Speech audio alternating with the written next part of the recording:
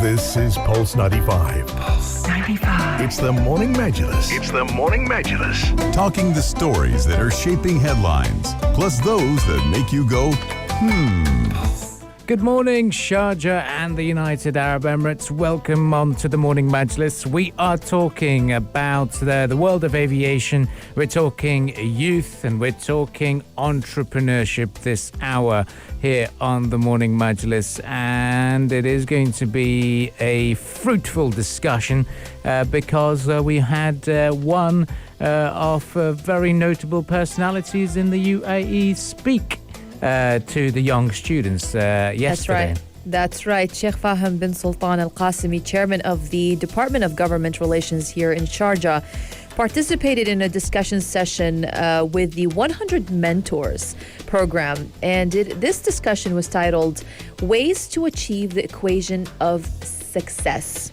And what it really revolved around and they discussed is how young Emiratis can develop their skills in general and how to invest in future generations. I'm just going to state that, and we're going to discuss that further in a few minutes.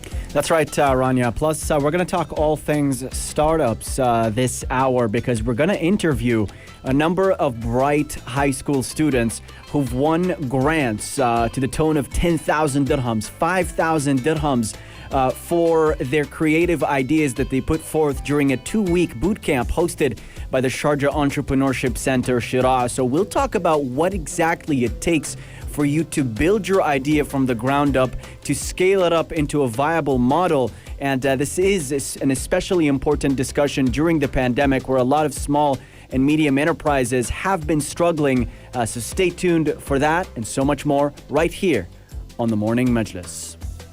This is Pulse 95. Pulse 95. It's the Morning Majlis. It's the Morning Majlis.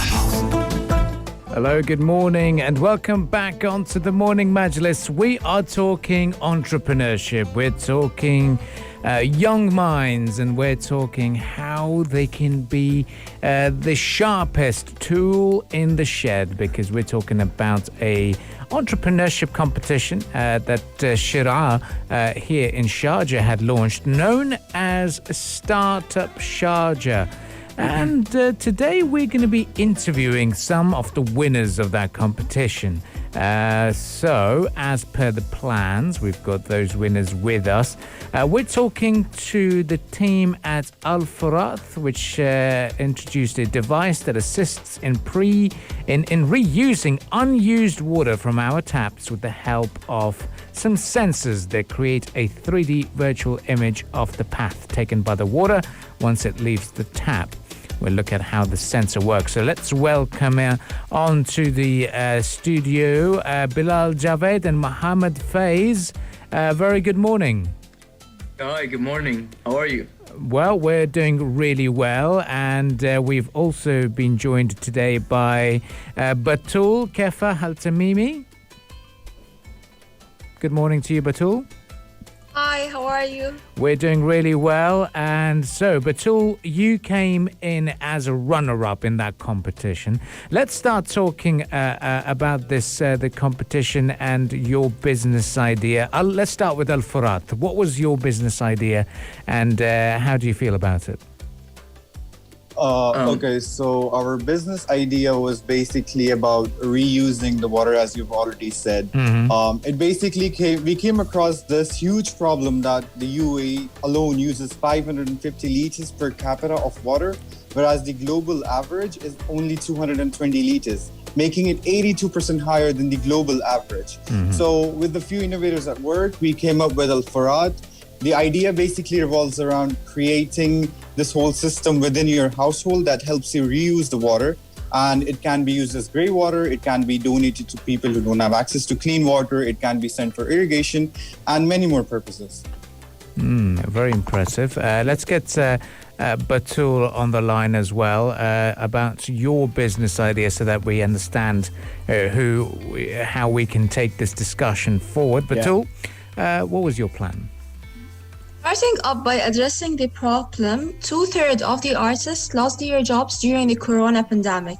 And looking into the art world, there are major issues that the art market faces right now, from gender inequality in selling the art pieces to I'm always keenly inspired by the story of Van Gogh, how he was a highly exploited and capable artist, but he lived his lifetime as a poor artist. So how many Van Goghs are out there? They're not being appreciated in the art world. So my platform is the solution to all of these problems. It is an attempt to resolve all of this. It's called Fan Platform. It's a communication platform between artists and art lovers around the world, giving them the opportunity to showcase their talents, as well as the opportunity for government and private institutions and art companies around the world to create pages and to promote their exhibitions and involve artists in their projects. It's pretty interesting. So to go back a little bit, Sheraa, the Sharjah Entrepreneurship Center, put this thing together. First place won a grant of 10,000 dirhams, and second place, Batul's idea, won 5,000 dirhams. Hamad, with your idea, Al-Furat, what I'm interested in is how Sheraa helped you start with an idea, a concept. How did you develop this further and turn it into a working concept? I'm interested in how you go from zero to where you got here, All right, so basically we were researching potential business ideas, and we came across this huge problem in the UAE alone. Okay. So the UAE itself alone, as another individual, uses 550 liters per capita of water, whereas global consumption is 220 liters. Ooh. So at this rate, making it 82% higher than the global average. And with a few innovators at work, we came up with Al-Furat. And the idea basically revolves around creating a system within your household to reuse the water wasted from your taps, and the water can be reused as grey water, and it can be donated towards irrigation, people who don't have access to clean water, and much more. So the impact with such an initiative, I think, will be tremendous, and would help the UAE prosper and grow further, inshallah. It sounds excellent. Can you tell us more about how Sharjah Entrepreneurship Center specifically helped you develop this further? Did they work with you? Were there workshops, classes, lessons? Can you talk to us about that process? All right, so we had a 5-week class program with Sheraa, and over there we learned a lot. We learned a lot about copyrights, about how to pitch, and so much more. So every time we had a question or anything, of that sort, we had a Slack channel. So, and they were always supportive. They were always there for us. And they even assigned us special mentors who, help us, grow further. And they really gave us most of our ideas. Our main idea was just focus with this little device that sticks under your sink. But they told us, no, integrate technology into it, make it an app. Somewhat, connected with the future, and we did that, and we were pretty happy with the result, and we really enjoyed it. Really did enjoy it. I'd like to get Batul's experience of working with Sheraa as well. Batul, talk to us about the idea, because Sheraa has also been pushing for a lot of tech startups. Art and tech, do they go together? How are we working on that? Mentioning the tech startups, I've been attending Sheraa's workshops about coding and many tech-enabled techniques since I was 12. So I've been attending all of these since I was 12. And Sheraa made me wonder in the field of entrepreneurship, as it elucidated many things that made me more conscious to the frills of business around me. Okay, so basically, this is what is it. In the corona pandemic, we were forced to use tech-enabled stuff, as well as as the world accelerates towards technology, we need to go forward to technology, even though everything nowadays is actually related to technology, including art. So basically, this is how it works. It makes artists publish their own pages and create their own accounts on the platform itself, as well as it connects them to the buyers, who would also establish accounts, as well as we would have a virtual library assisting art students, and the the fun thing in the whole project is whenever you purchase an artwork from an artist, you actually donate it to the World Food Program. So what are your thoughts on being recognized? Let's start with You can start Batul. Batul, yeah. So at first, I was not really, I didn't believe in myself. Yeah. And I was really anxious about being in a competition that I'm going to be competing with 200 other students along with me. But then I started believing in my ideas and my capabilities, since I was the only solopreneur in the competition. So I was competing with other teams, but in fact, I was my own team. I was researching, I was pitching my idea. I was also doing all the graphics. So it was pretty, anxious for me. But then when I remember the moment that it was announced, I was one of the 20 best ideas and how happy I felt about it.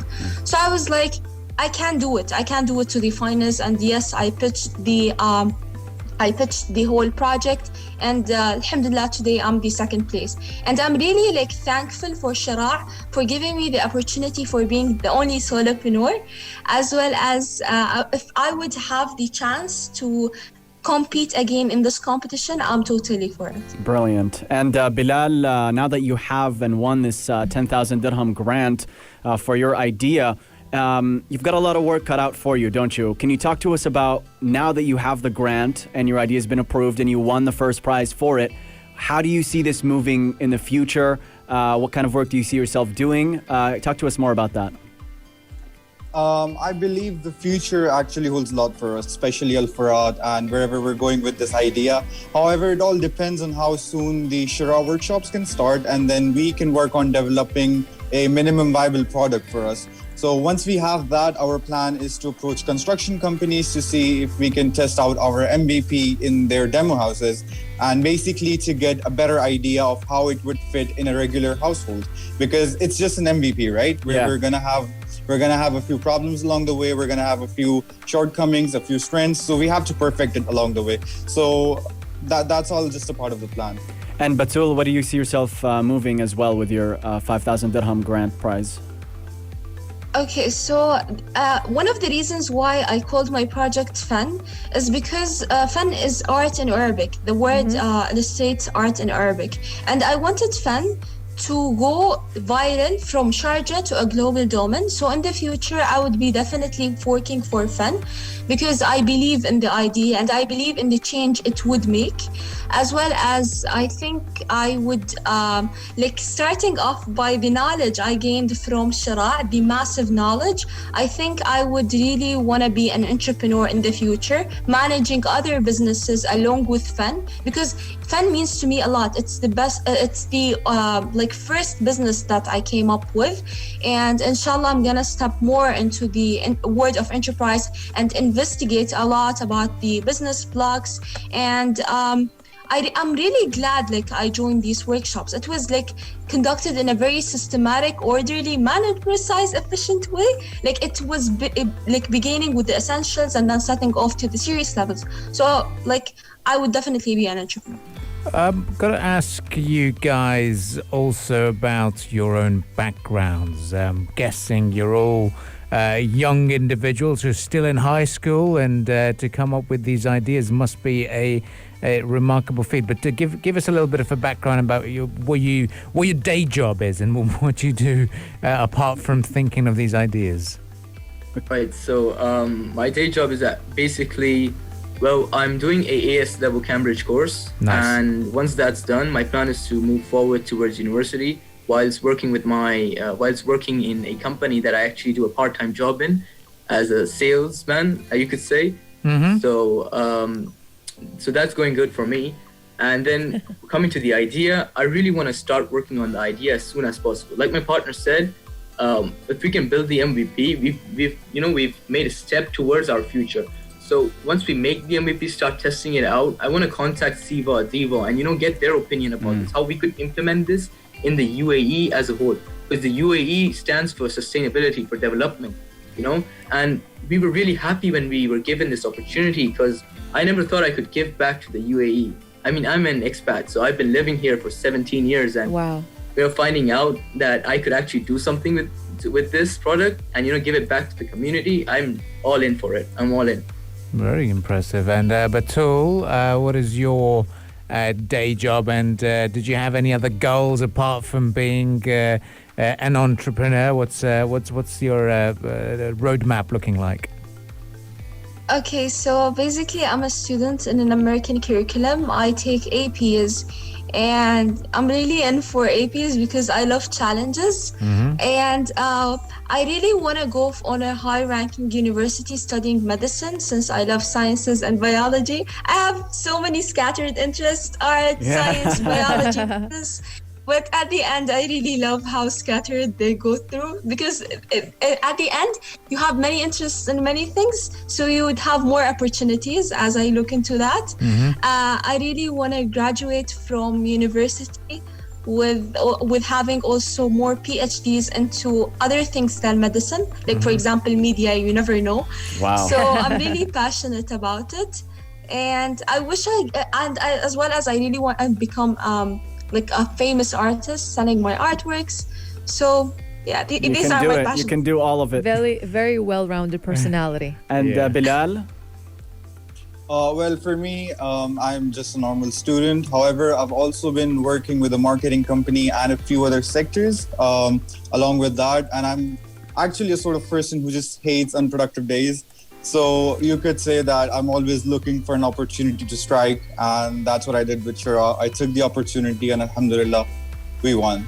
That's very impressive. Now, we wish you all the very best in your ventures and ideas, and continue with your entrepreneur spirit. Now, if I could get all three of you to individually share some advice for people younger than you, or even senior citizens, or even people who have an entrepreneurial dream, for them to approach Sheraa and talk to us about, should they take part in the Startup Sharjah program? Just a word of advice. So let's start with Bilal again, and talk to us about your word of advice on the Startup Sharjah campaign.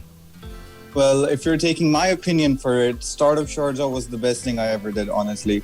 I mean, I've been in various competitions and countless contests as well, but I feel like Sheraa and Startup Sharjah has been one of the absolute best ones for me, and I would really suggest you guys to go for it as well. And just one thing, that your first business idea is going to have a lot of it's going to have a lot of shortcomings. There are going to be a lot of mistakes on the way, and you should just basically believe in yourself, if you really want to pursue for it.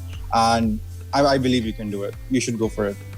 Oh, very impressive. And Mohammed, your 2 cents on this?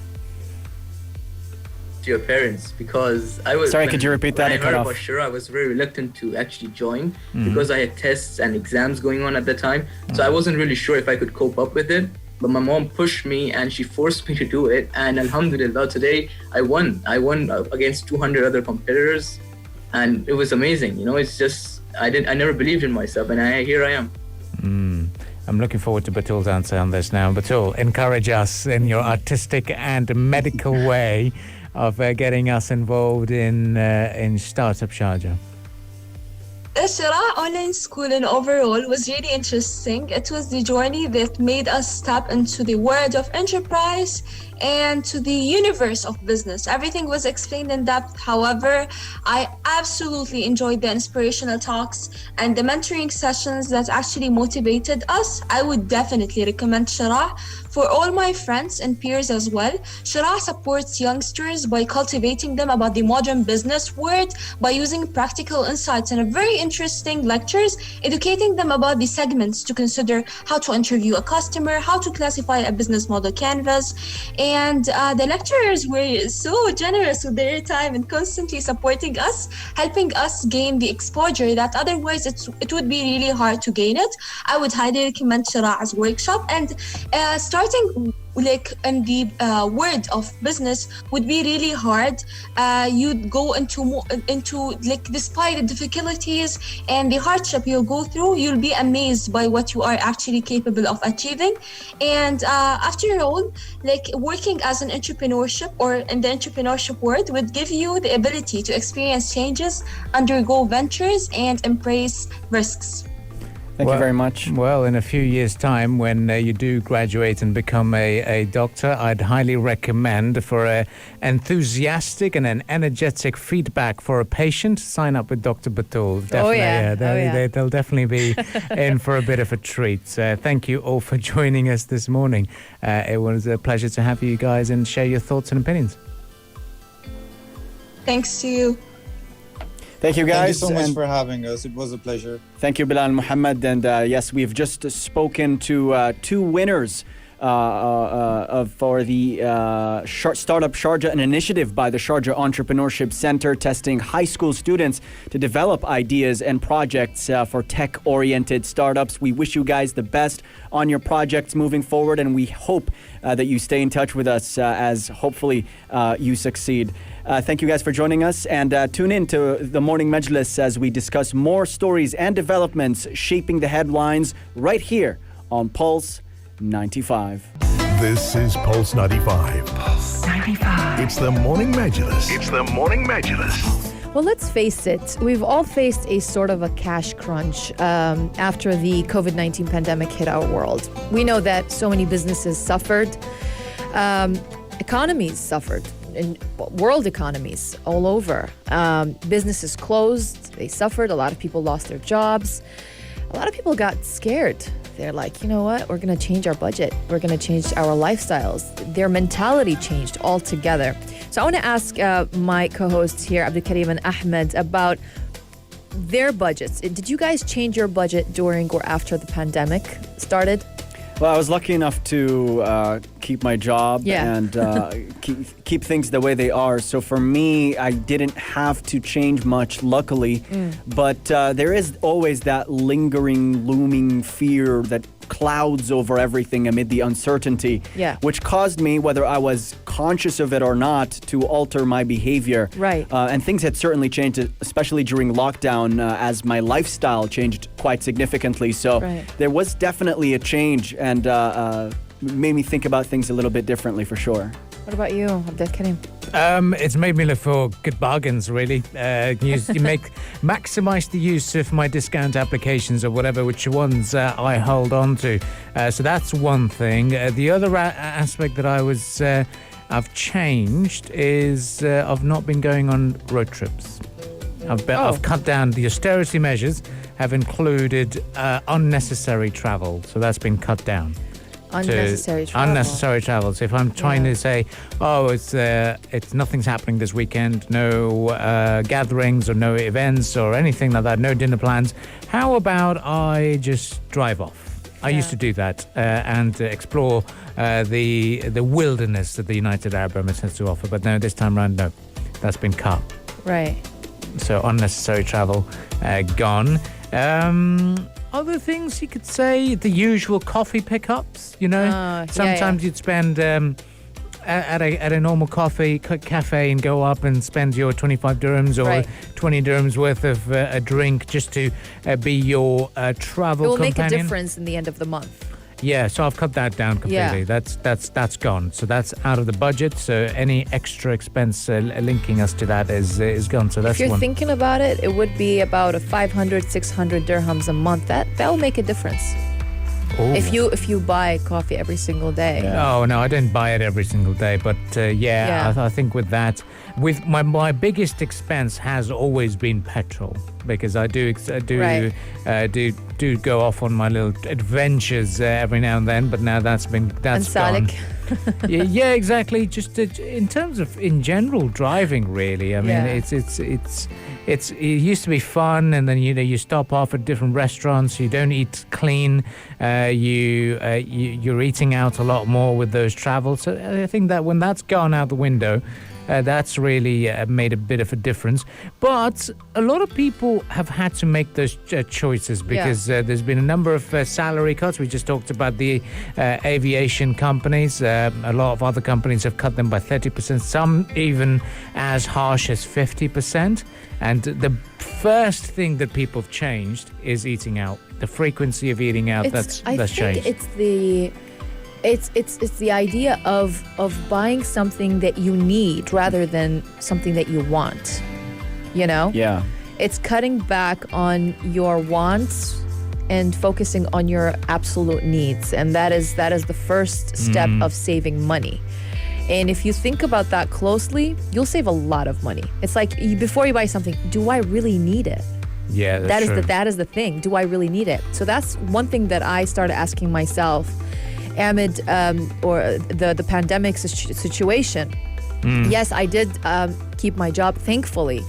But there's always that sound in the back of your head saying that I might lose my job any second. I'm not better than anyone else, right? There are so many people that are so talented and they did their jobs perfectly, but they still lost their jobs. So it's always that sound in the back of everyone's head that's saying, okay, I might lose my job. Not just that, I might get my salary cut or anything like that. Even if I don't, it's always, it comes in handy to ask yourself that question. Do I need this before I buy it? Or before I indulge in it? Yeah. So, and that is one of the tips that we will be sharing with you today to wisely manage your routine finances in such troubling times. As one, first of all, you always have to think about yourself, all right? And thinking about yourself is not just pampering yourself, but also in saving and making, creating a secure future, financial future. And how you can do that is take 10% of what you bring in and put it aside as a gesture to honor yourself. Let it accumulate. Over time, it creates a safety net that makes you feel more financially secure. So that's one thing, one important tip is take 10% of what you bring in, put it aside, and let it accumulate. Now, budget money for basics. Rent, school fees, utility bills, grocery, fuel, and then set aside the surplus for other costs. Now, devices offer built-in templates for drawing up budgets, which are very good. So, first of all, pay rent, the essentials. Pay rent, school fees, utility bills, grocery, fuel, and then set aside the surplus. Yeah, this is amazing advice, Rania. And one thing I would add to that as well is keeping track of everything. Yeah. Taking an inventory of your finances, breaking it all down, and being honest with yourself and your spending habits and continuously asking yourself, hey, am I spending too much money? Do I have enough money saved up? Should there be a surprising, unexpected circumstance? Right. Am I overwhelmed by my finances to the point where I don't think about them enough? Because those are problems. Identifying your strengths and your weaknesses and tracking your finances is important. And one thing that I suppose really helped me is developing good credit card habits. Oh, yeah. Because when I was younger, I did not use my credit cards wisely. Yeah.